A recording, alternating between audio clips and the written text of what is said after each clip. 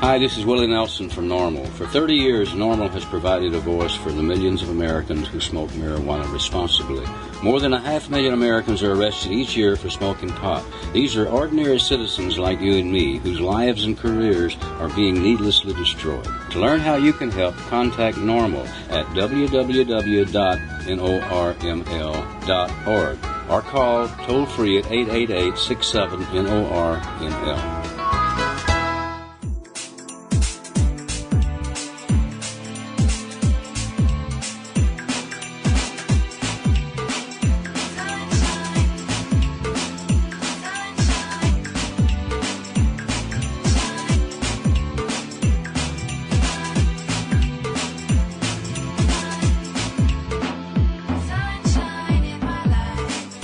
And distributed by the National Organization for the Reform of Marijuana Laws in Washington, D.C.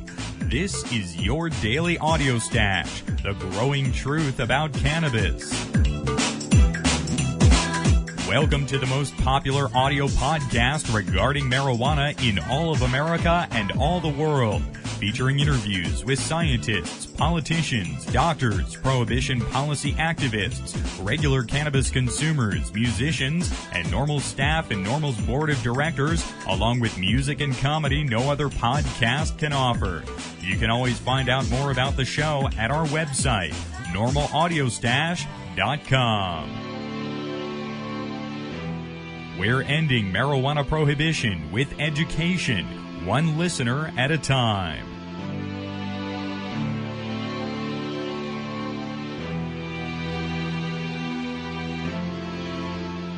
Welcome back to the Audio Stash today. It is Thursday, November 1st. I'm your host, Chris Goldstein. Take a moment to join us at NORML to help end marijuana prohibition in America. Just visit norml.org to make your donation or join NORML today. Folks, we have a very good show for you here today. We're going to speak with Nick Gillespie. He is the editor-in-chief at Reason Magazine. There's a new video online at reason.tv. It's on the homepage at norml.org. We have links to it at normlaudiostash.com. And it features Drew Carey talking about medical marijuana in California. So we'll speak with Nick about that video today. Also today, Rick Cusick, the associate publisher at High Times Magazine, talks about his court appearance in Boston last week. Rick and NORML's founder Keith Strupp were arrested on September 15th at the Boston Freedom Rally. We interviewed them just after that arrest that day here on NORML's Daily Audio Stash. Rick and Keith were in court last week. Rick will talk about that court appearance here today. So a lot to get to here in your Audio Stash today, and tomorrow we'll speak with a couple of more folks at High Times Magazine, Danny Danko, the cultivation editor, and Bobby Black, the editor at High Times. We'll speak to them both about the Cannabis Cup and get some cultivation tips for medical marijuana patients from cultivation expert Danny Danko. That's tomorrow in NORML's Daily Audio Stash. Let's get to our breaking news here today about that Reason.tv video.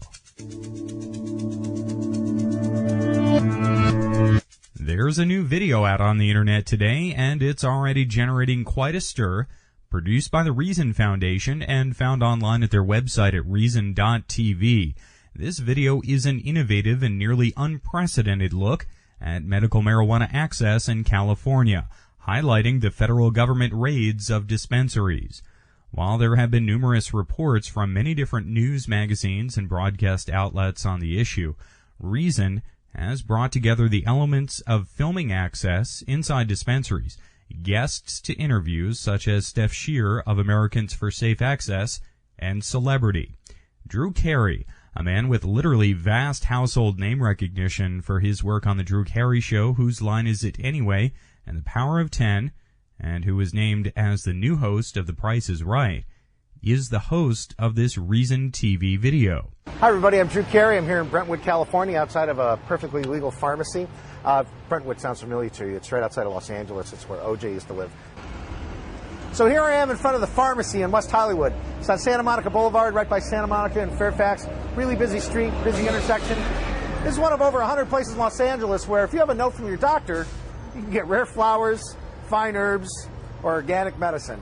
In other words, medical marijuana. Smell that smell? It's the smell of freedom. Again, the video is available to watch in full at reason.tv. We have links to it on our website today, and there's a link on the main NORML website at norml.org. Joining us to discuss the video is Nick Gillespie. He's the editor-in-chief at Reason Magazine. Nick, welcome here to the program today. It's a real privilege and an honor to be here. Thanks. Thanks again for joining us today, Nick. Now, this video was shown at the NORML conference in a preview by David Knott, and it certainly generated a lot of interest and support. Now, tell us how this video came together through Reason, and how Drew Carey was paired up with the topic of medical marijuana in California. Well, our involvement with Drew goes back a number of years, back to the mid-'90s, actually, where he became a subscriber, and we used to have events in Los Angeles at our headquarters there called Evenings with the Editors, and we would send out flyers to subscribers in the greater L.A. area and say you want to come and have some bad wine and some worse cheese with the people who put together Reason. And Drew actually came to one of those, and that started a relationship where we interviewed him for the magazine. He was at kind of the peak, or at the beginning of the peak of the Drew Carey show. And he recently talked about, and then he also participated in a smoke-in where some Reason people, including Drew and Penn Jillette of Penn and Teller, broke what was then the new L.A. and California smoking ordinance at Barney's Beanery, a well-known Hollywood establishment. But Drew recently said that Reason was one of the things that helped him understand that he's a libertarian. He told Time magazine at the end of the summer that he never thought he was a libertarian until he picked up Reason magazine, and he said, "I realized I agree with everything they had printed." And that led eventually to an ongoing relationship with him where he was interested in doing some video journalism, and the issue of medical marijuana was at the very top of his list of topics to tackle.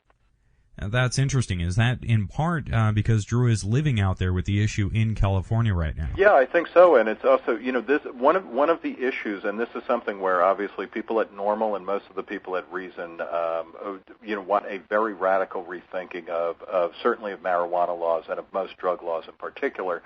But especially in a state like California, which in the mid-'90s passed by close to 2/3 of voters, passed a ballot initiative making medical marijuana legally available to patients who needed it for a wide variety of conditions.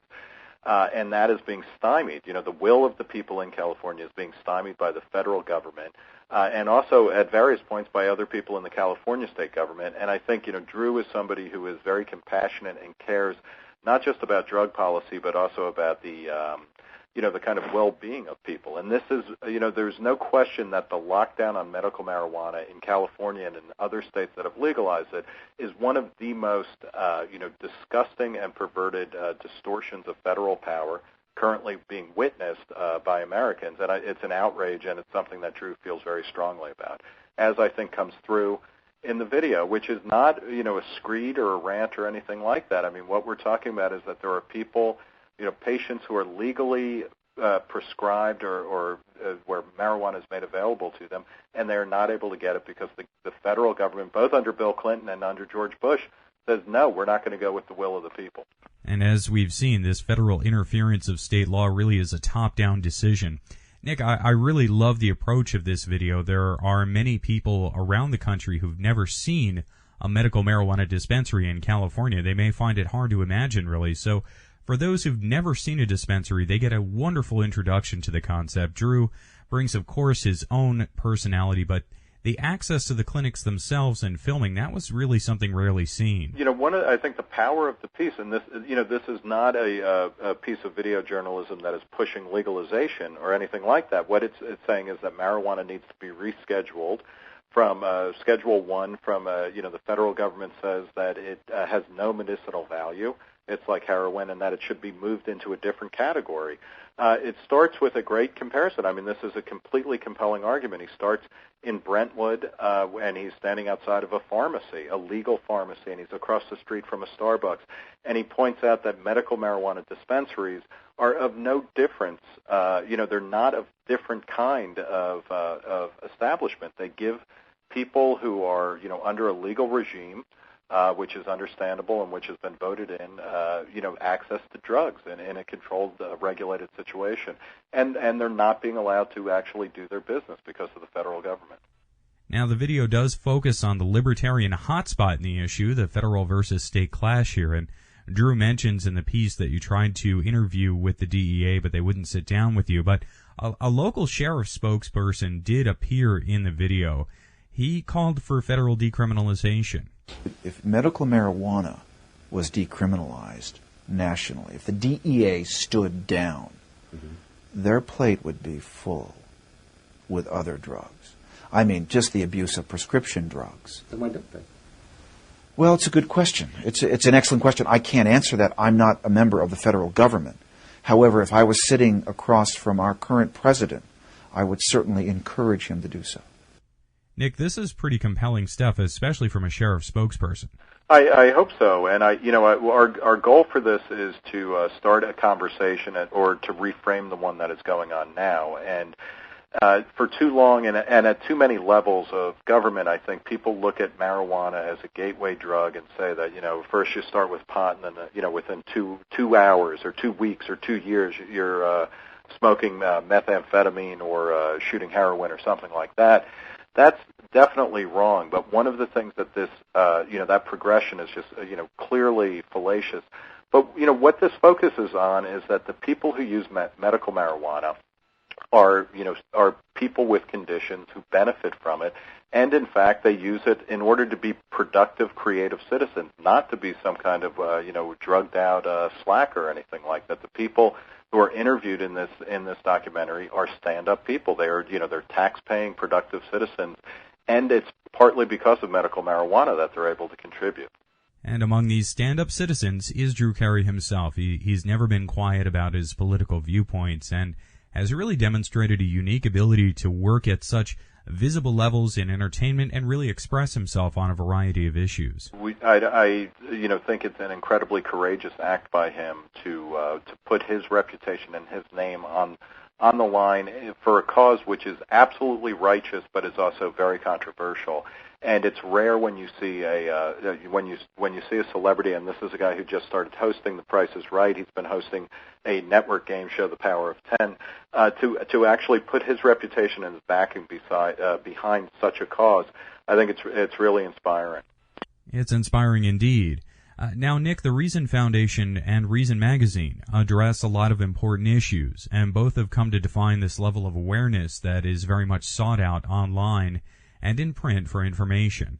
Let me ask if you think that marijuana has now become a higher priority social justice issue overall.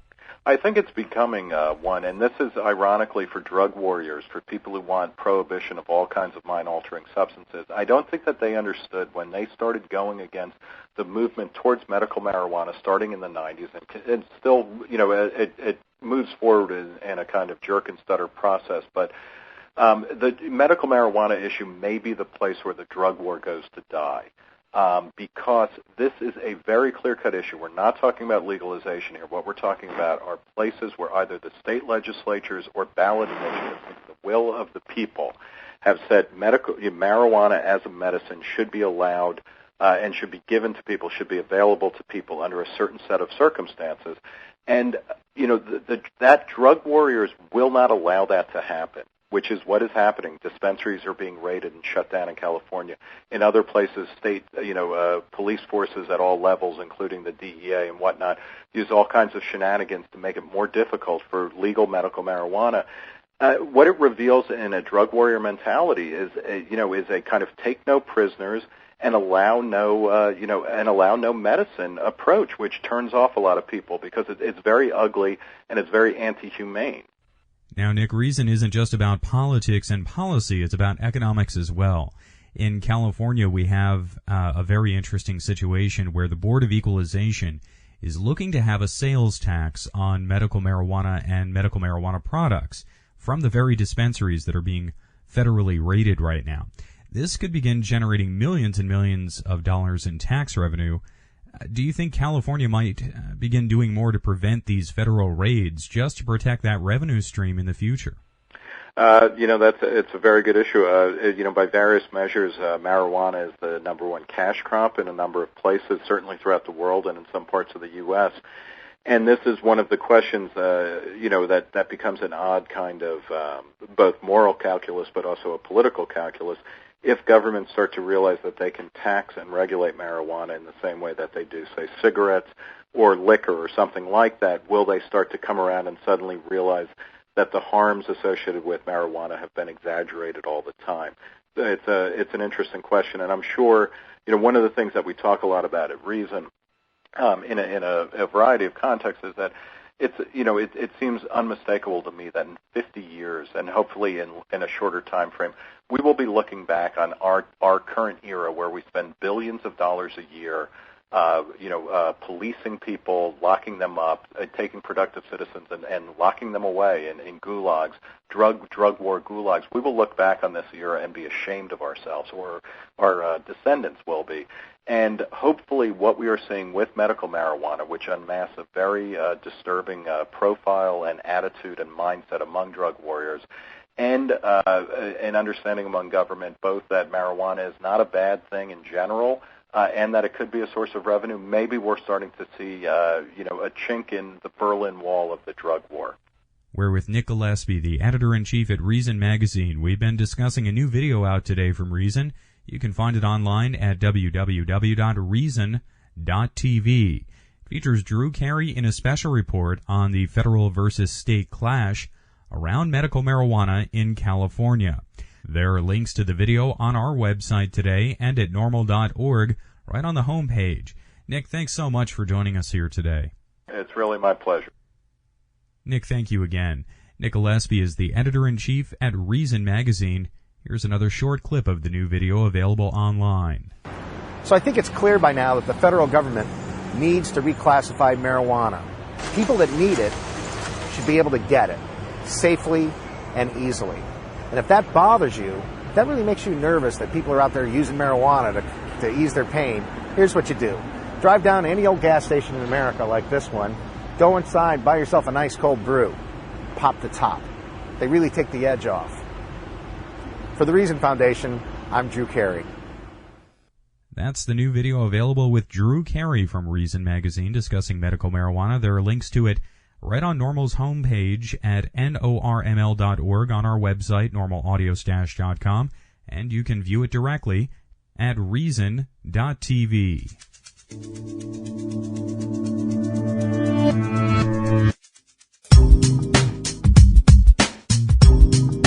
Have you ever wondered what Amsterdam is all about?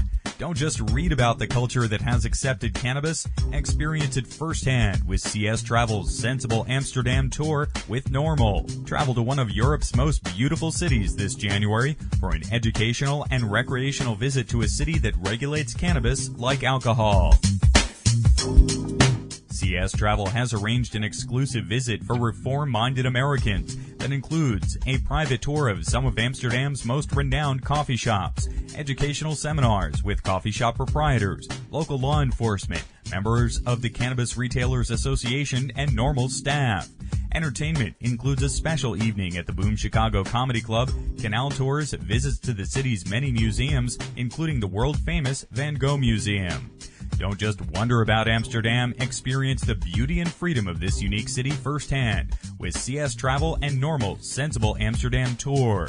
Pricing information is available online at coffeeshoptravel.com. That's coffeeshoptravel.com. Or call toll-free at 800-816-1846. That's 800-816-1846.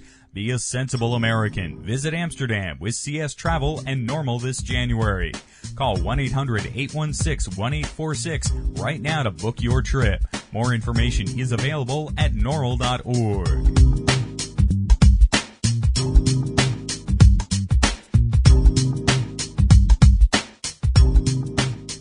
What's up, guys? This is Miss High Times 2007, and you're chilling with us here at the NORML Podcast. Whoa, what a beautiful time again. Nightfall, whoa, nightfall. Next up up today here on the Audio Stash, we're going to speak with Rick Cusick of High Times Magazine. Rick is the associate publisher at High Times Magazine. He was up in court last week with Keith Strupp from NORML. We spoke with Keith via phone right after that appearance. They had their first court appearance stemming from their arrest at the Boston Freedom Rally for smoking marijuana. Rick, many thanks for joining us here on the program today. Hey, thanks for having me. I really appreciate being here.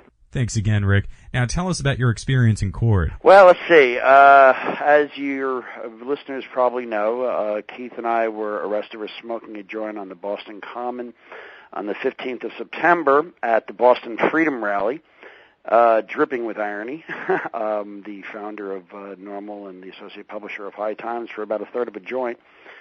And we went in on last Wednesday for what was a preliminary hearing just to see if they wanted to move through with the complaint.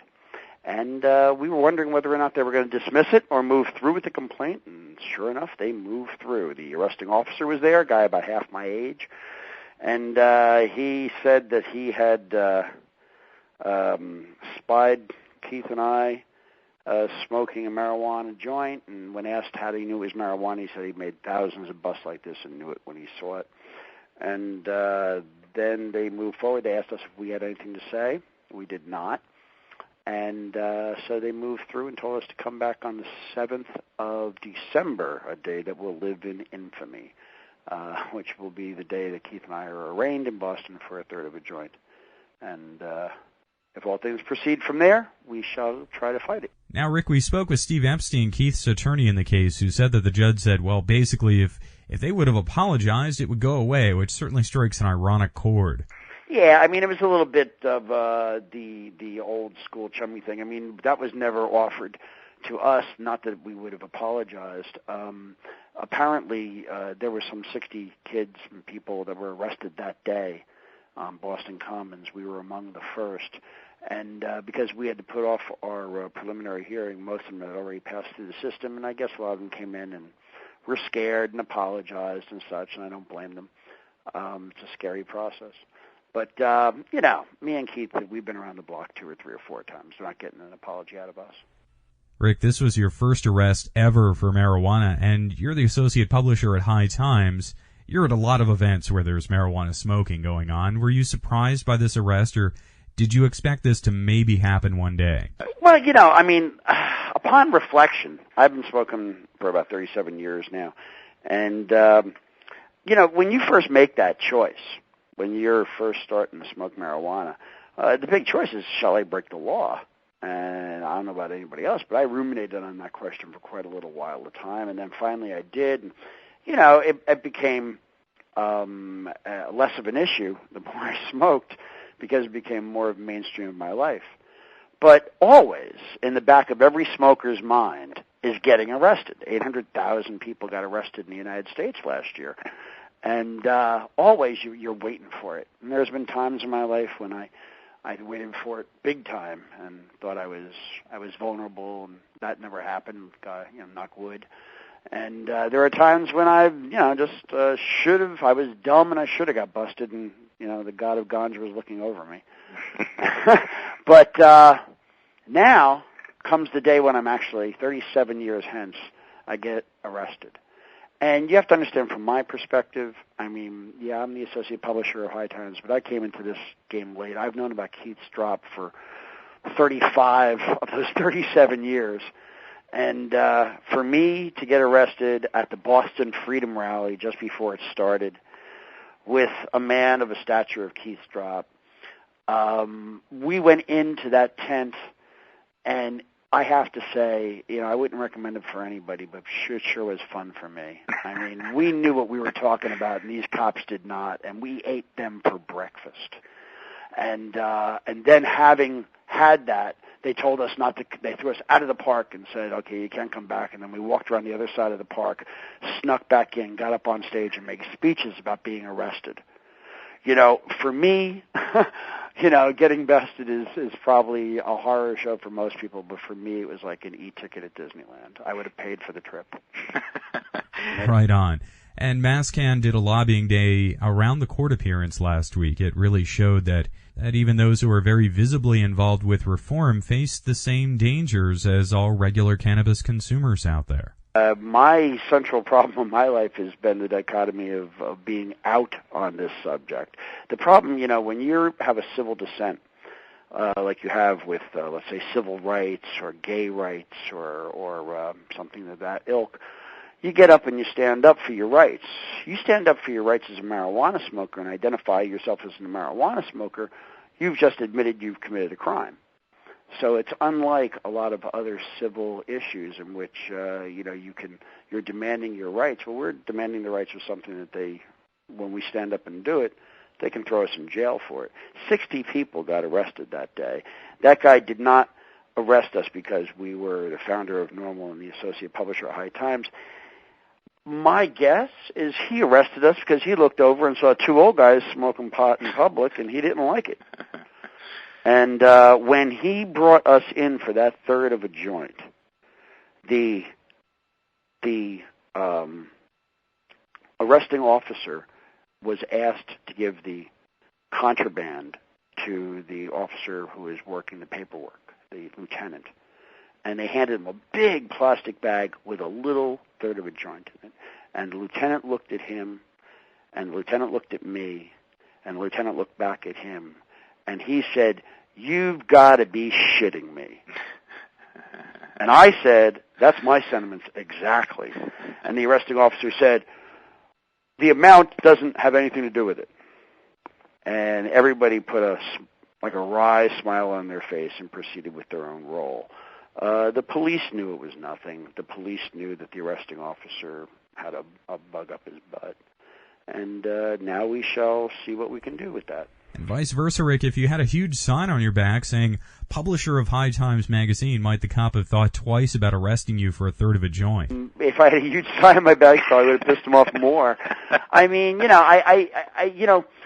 I'm quoting, when this guy grabbed me, again, a kid half my age, he grabbed me by the arm. He started leading me away in this rather roughshod manner. I said, "That's not necessary." And all he kept saying over is, "I don't give a fuck. I don't give a fuck. I don't give a fuck."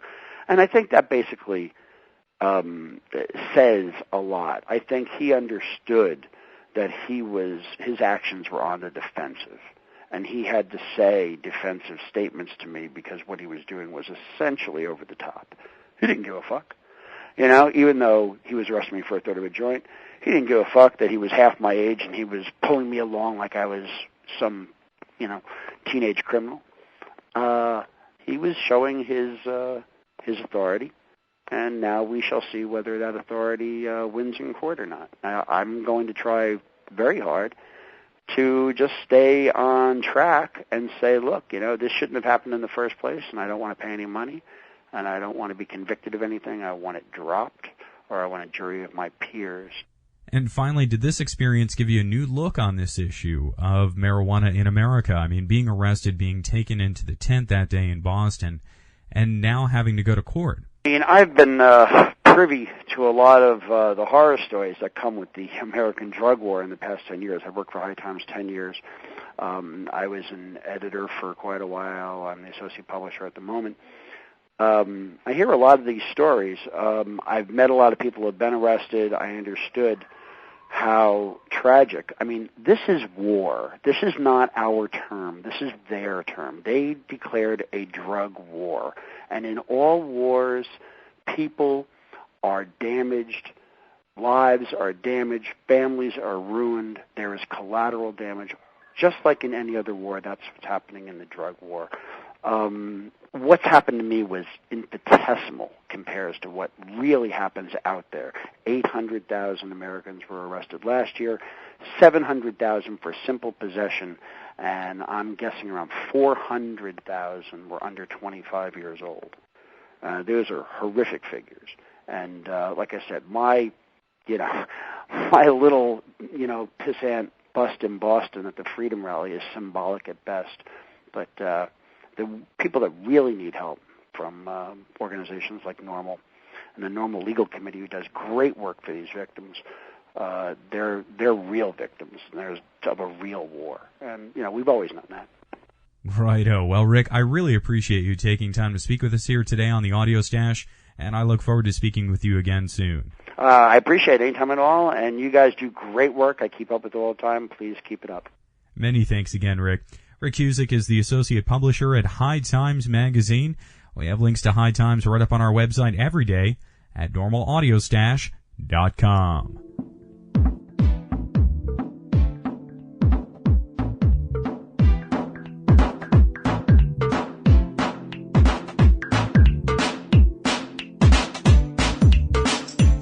You've been listening to NORML's Daily Audio Stash, the growing truth about cannabis.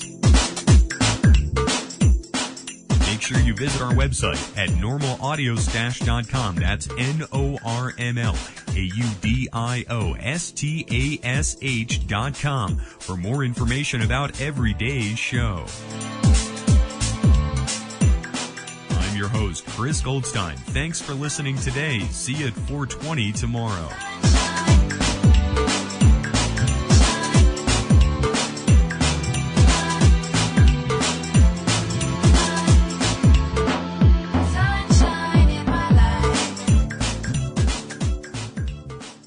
The podcasting technology of NORML is made possible by Red Aphid Interactive Media. More information at redaphid.com.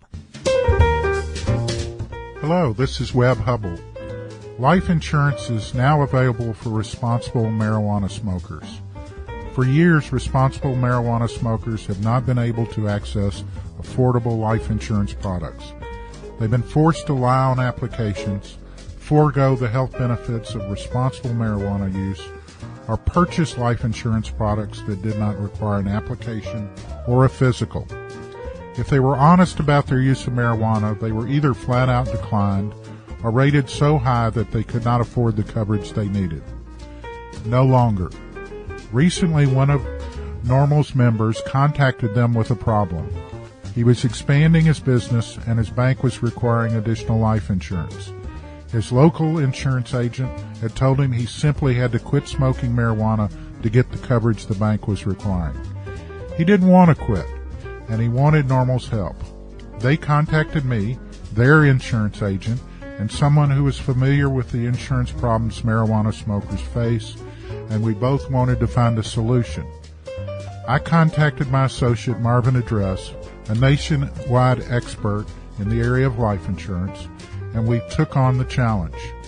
Marvin was finally able to convince a carrier to underwrite the NORML member without the usual negative implications of marijuana use. The member not only received the coverage he needed, he was able to save additional money on the premiums he was paying for the coverage he already had in place. NORML uniquely supports cannabis consumers. As a result of this occurrence, NORML, Marvin, and myself decided that the time was right to make traditional insurance products available to responsible smokers without the usual negative implication. 2 carriers have already agreed to offer all of their traditional life insurance products at all levels without excluding individuals who smoke marijuana responsibly. I am hopeful that this program can be ultimately expanded to make available disability and health insurance products as well. Help NORML and help yourself. If you've been declined for life insurance, are paying above market premiums, or simply want to know what now may be available in the way of insurance for marijuana smokers, contact me at info@mclaughlinonline.com or simply call me at 202-293-5566. Challenging as it may be, NORML is a public interest organization working hard to both reform cannabis laws as well as providing valuable services to their membership and cannabis consumers all around the world.